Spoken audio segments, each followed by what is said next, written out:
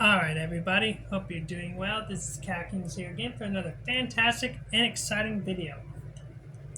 So, I'm going to be reading straight from the OCD Workbook, 3rd edition. This is not my own words. This is just me doing a reading. And I found a section that I thought was really helpful, which is Cognitive Restructuring Step by Step. Okay, so by learning to challenge your faulty beliefs, you make the cycle of obsessions and rituals less habitual and automatic. Challenging your faulty beliefs is like throwing a wrench into the gears of the well-oiled machine or engine of your OCD thinking, giving you more freedom and control over the impact that your thoughts have on you and your behavior. Challenging your faulty beliefs is a two-step process. 1. Identify your activating events or situations, plus the accompanying intrusive thoughts, and then identify the faulty beliefs associated with the thoughts. 2. Challenge your faulty beliefs with more realistic self-talk. So step 1, identify activating events, intrusive thoughts, and faulty beliefs. So it's important to know exactly which situations or events activate a specific intrusive thought, feeling, or urge, and what faulty events or beliefs are involved. The following table provides some examples of common activating events in OCD, the accompanying intrusive thought, along with the faulty belief associated with it. Then, in the right-hand column, we've indicated the categories of cognitive errors those faulty beliefs represent. So here's the common activating events, intrusive thoughts, and faulty beliefs. So the first is the activating event, locking the front door upon leaving for work. Intrusive thought, what if it's not locked? Faulty belief, I have to be very careful. If I make a mistake and there's a break-in, it will be my fault and I'll suffer forever. So the cognitive errors here is that they're overvaluing thoughts, there's over-control and perfectionism, overestimating risk, harm, and danger, intolerance of uncertainty, and over-responsibility. The next activating event is going to be touching the doorknob in a public bathroom without tissue paper. So the intrusive thought is, what if I contract a horrible disease? The faulty belief is I'll definitely get sick unless I take measures to prevent it. And then the cognitive errors are overestimating risk, harm and danger, intolerance of uncertainty. So next, we have the activating event, seeing the silhouette of a naked child in the shower stall and immediately looking away. The intrusive thought is, what if I enjoyed what I saw for even a millisecond? The faulty belief is, deep down, I'm truly a child molester or pedophile. And the cognitive errors here are thought-action fusion, what-if thinking, and overvaluing thoughts. Next up, we have the activating event, looking in a mirror to be sure every hair is perfectly even. The intrusive thought here is, what if people ridicule me? The faulty belief is I must keep cutting my hair until it looks perfect, even if it takes hours. So the cognitive errors here are over-control and perfectionism, and persistent doubting. Next up, we have the activating event, seeing a banana peel on a sidewalk across a busy street. Here, where the intrusive thought is, what if someone slips on it? The faulty belief is, I'll be guilty of negligence and punished unless I remove it and prevent others from slipping on it and being injured. So the cognitive errors here are over-responsibility, over-control, and perfectionism. Now we got two more, so just bear with me. So the activating event is switching off a light switch. So the intrusive thought is thinking of my daughter dying in a car crash.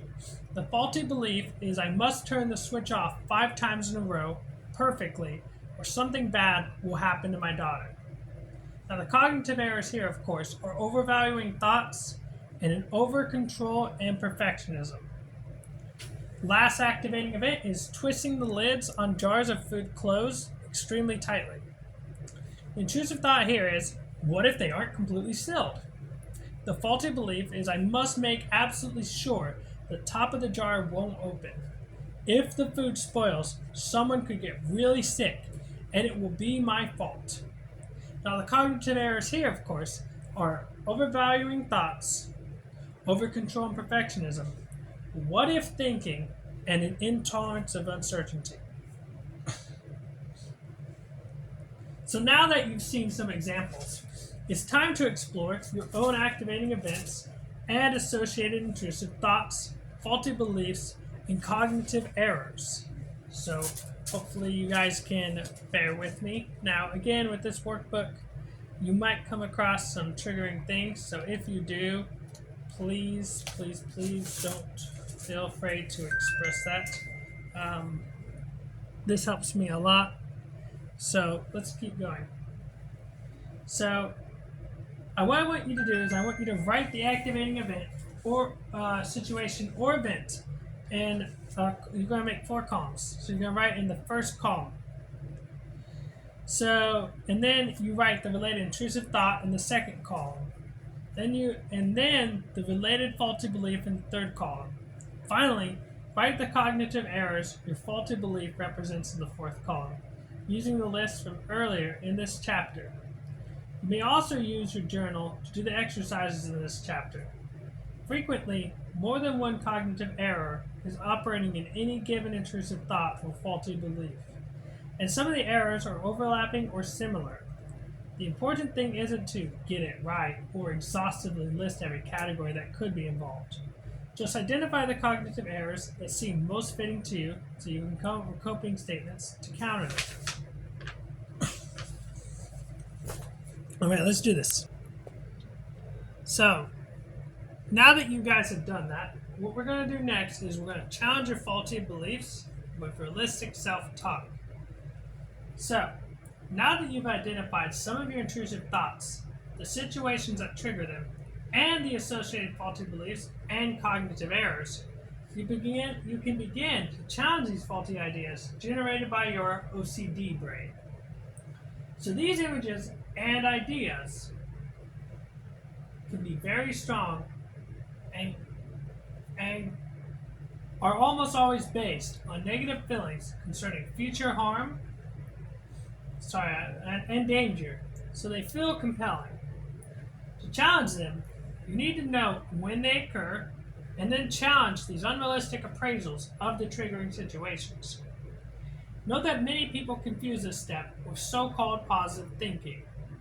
However, the goal is to be an accurate thinker, not necessarily a positive thinker.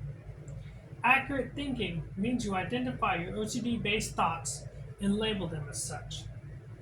Even this simple step can give you some much-needed distance from these thoughts.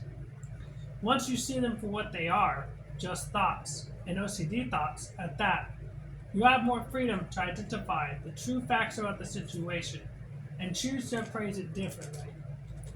To get an idea of how this works, take a look at the following table, which gives some examples of ways to fight specific faulty beliefs and unrealistic appraisals with more realistic self-talk. This strategy can help you cope with difficult situations when obsessive thoughts arise, decreasing their power and thus diminishing the urge to perform compulsive behavior in response to these troublesome thoughts. So some coping self-talk examples would be, for example, a cognitive error, overestimating risk, harm, and danger. And the faulty belief, I must always be protecting myself or others or loved ones from danger, even if there's only the remotest chance of something bad happening. I'll presume the situation is dangerous until it can be proven safe. So a realistic response would be, I must learn to take a chance in order to get better. Another one would be, what would a prudent person, someone who doesn't have OCD, do in this situation? So I'll give you an example, right? So sometimes when I'm watching a video, I act like I gotta pay attention. But then I learned that really I can sort of just relax and I don't have to think too hard. That in fact, I can just sort of take a deep breath and allow myself to just feel whatever I'm feeling. That no matter what, I'm okay and my body, regardless of what it feels, is safe and not in any danger. So that's something to keep in mind. So another way to look at this is that I have the strength to handle whatever happens and that I've survived 100% of my worst days. So again, like they said, this is not about positive thinking, but this is about realistic thinking to help you be able to kind of withstand things a little bit better. So hopefully this will help you guys in your journey. So we're going to go ahead and get on to the next thing. Hopefully. Let's see where are we at. Okay. So now the cognitive error would be over control and perfectionism. I must maintain absolute control over my thoughts and actions and over everything bad that can possibly occur in my life. A realistic response would be, maintaining control is so exhausting, I think I'll take a chance on being imperfect for a change, even if it's hard to do. I'm afraid of change, but it's just my OCD brain playing tricks on me. For a change, I'll strive for good enough rather than perfect. Another cognitive error is catastrophizing, black and white, or all or nothing thinking. So the faulty belief is, unless I'm sure everything is perfectly safe, I am in terrible danger, or my loved ones are. So a realistic response would be, what is the evidence of danger? There's no proof that something bad is inevitably going to happen. Another cognitive error would be persistent doubting. So the faulty belief would be, maybe I harmed, molested, injured, cheated, stole, plagiarized, and so on. A realistic response is, it's my OCD brain playing tricks. I know logically what's what, and I'm not buying into these needless fears. Magical thinking, thought-action fusion, and overvaluing thoughts is our next cognitive error. So the faulty belief here is merely thinking a bad thought will cause something bad to happen. And a realistic response would be, it's only a thought. I am not my thoughts. It's just an OCD thought, and therefore means nothing. Only actions can harm, not thoughts. The next cognitive error is superstitious thinking. So, a faulty belief is, by doing my ritual, I can ward off bad things from happening to me and protect those I love. So, a realistic response would be, these rituals are so tiring. I must take the chance to discover that I can't control the outside world this way. My rituals protect no one, and they torment me and those around me. The next one of cognitive errors is intolerance of uncertainty. So the faulty belief is, if I'm even slightly uncertain about anything, my future, my health, and the health of my loved ones, it is intolerable. So a realistic response would be, I can remain calm in the face of uncertainty. Since I can't control everything, why try? By trying to control everything, I only make my OCD worse. If I don't act on my need for absolute certainty, the urge to do a ritual will diminish after a while. The next cognitive error is over-responsibility. Now the faulty belief is as follows. Maybe I'll cause something bad to happen, and if I fail to prevent it, that would mean I'm a very bad person. So the realistic response is as follows. I'm only human. My responsibilities end where others' responsibilities begin. I can be a good citizen without having to be everyone's guardian angel. The next cognitive error is pessimistic bias. So, the faulty belief is as follows. If something bad is going to happen, it is much more likely to happen to me, or to someone I love or care about, than to others. And the realistic response would be, the probability of something bad happening to me or my loved ones is no greater than the probability of bad things happening to anyone else. I'm not so special. Now, the last but not least, cognitive error. Well, actually, there's a couple more, sorry. The next cognitive error is what if thinking. So, the faulty belief is as follows. What if I do it wrong? Make a mistake, get cancer, get AIDS, cause someone harm. So, the realistic response would be the torture I put myself through by worrying about the future is probably worse than anything that could happen. I'll deal with trouble when it happens, not before. Living my life in terms of what ifs only wastes my time. What are the true odds of getting cancer or AIDS, or causing someone harm? The odds are much smaller than my OCD brain wants to believe. The next cognitive error is intolerance of anxiety. The faulty belief is as follows. I can't stand being anxious for even a short period of time. I'll do anything to feel better now. A realistic response would be, I can handle the discomfort. I don't have to do a ritual now. My anxiety level will go down if I just wait it out. The next cognitive error is emotional reasoning. So the faulty belief is as follows. This danger feels so real. I cannot not pay attention to it. And a realistic response would be as follows. My feelings are not the facts. I can treat these feelings as false alarms that I choose not to react to. So, now that you have some idea about how to fight faulty OCD beliefs with coping self-talk in the form of more realistic appraisals, try to come up with some statements to counter the faulty beliefs you identified in the previous exercise. And guys, listen, I know listening to this is cool, but try to do those exercises, please. It's very helpful.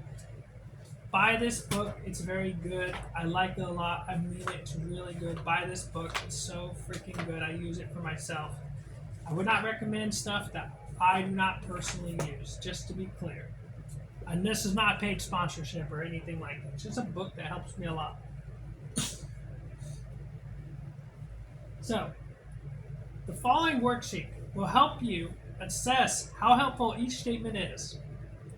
Before you start, make copies of the worksheet so that you can use it for a variety of activating events and faulty beliefs. Here are some instructions for using the worksheet. 1. Write down an activating event that regularly triggers intrusive thoughts and resulting anxiety. So for me, let's see. So for me, an activating event would be watching YouTube videos with sounds. YouTube videos with sound on.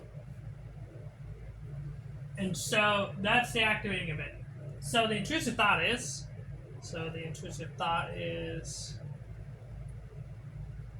I'm anticipate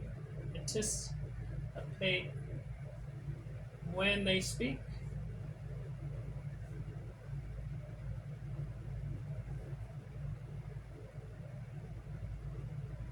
And then be on guard during moments of silence.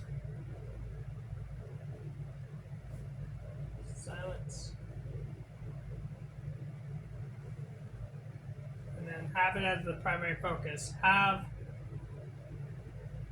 them talking as primary focus.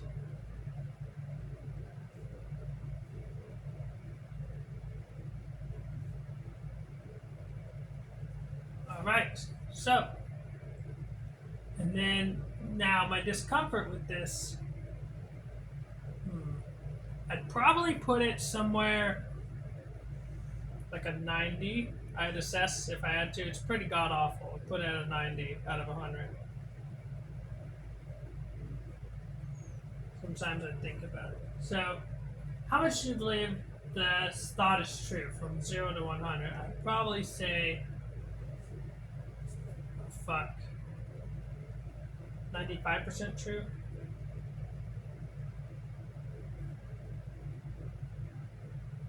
Which categories of cognitive errors are at work here? So now we gotta choose from the list below. So I'd say intolerance of anxiety,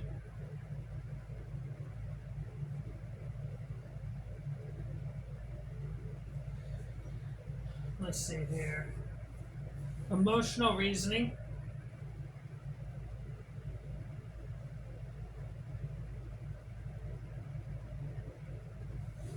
What else is there? So I'd say overestimating risk, harm, and danger.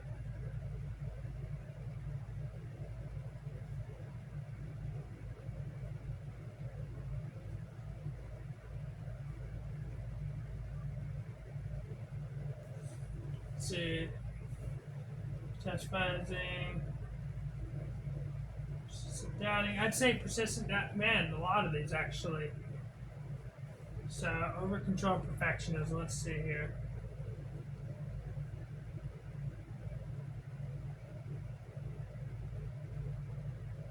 Say yeah, over control and perfectionism is a good one.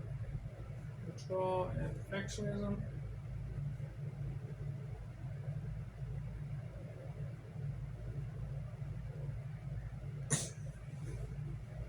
I think I got 10 more minutes of studying me, probably. So, catastrophizing, black and white, or all or nothing thinking. Unless I'm sure everything is perfect safe. Yeah, I'd probably put that up there, catastrophizing.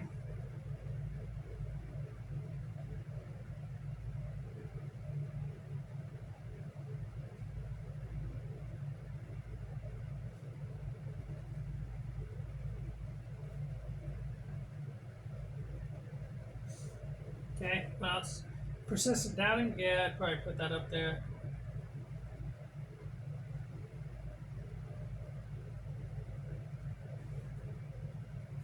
Thinking.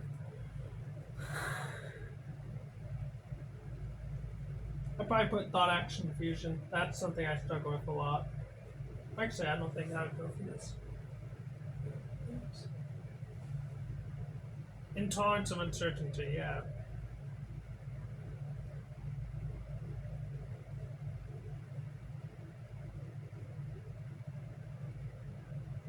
That's definitely up there. Responsibility, pessimistic bias. What if thinking, definitely what if thinking for sure. Yeah, I put pessimistic bias. It seems like I'm not really expecting it to go well.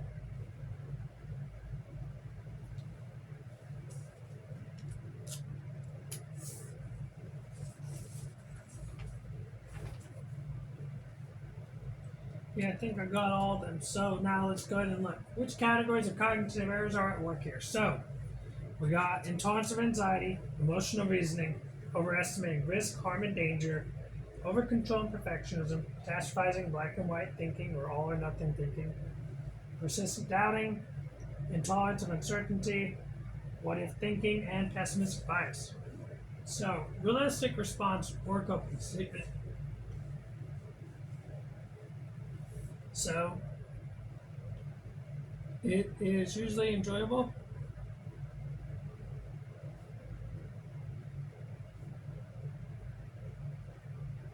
I survive each time. Doctors have all checked me out.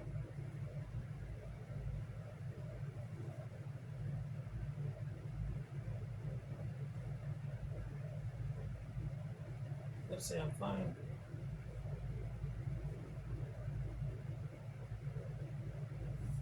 Okay. Wow, we really did a little session here, haven't we, guys? So I can handle the filling.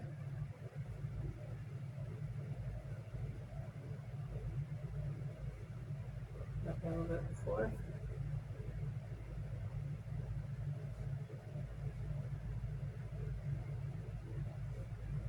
I can empty my mind.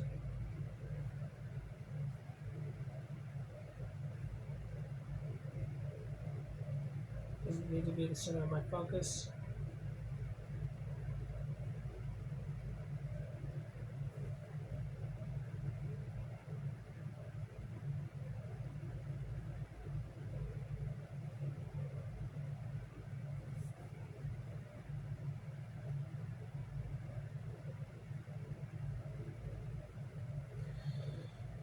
I believe that my realistic response it will be okay. I believe like 90%, 90%, I'd say. Can't guarantee it, but I'd say 90%. So we're going to go ahead and flip to our next page. That's pretty good. That was a pretty good one right there. Oh, I almost ran out of paper already on this thing. I'll get another one, guys. Can't believe how much paper I've gone through. I'm not kind of can, but damn. But, you know.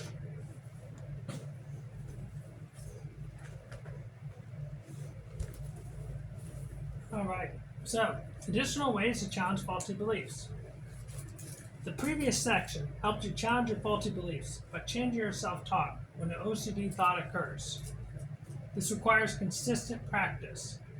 Another way to challenge the faulty beliefs of OCD is through the use of a variety of behavioral experiments.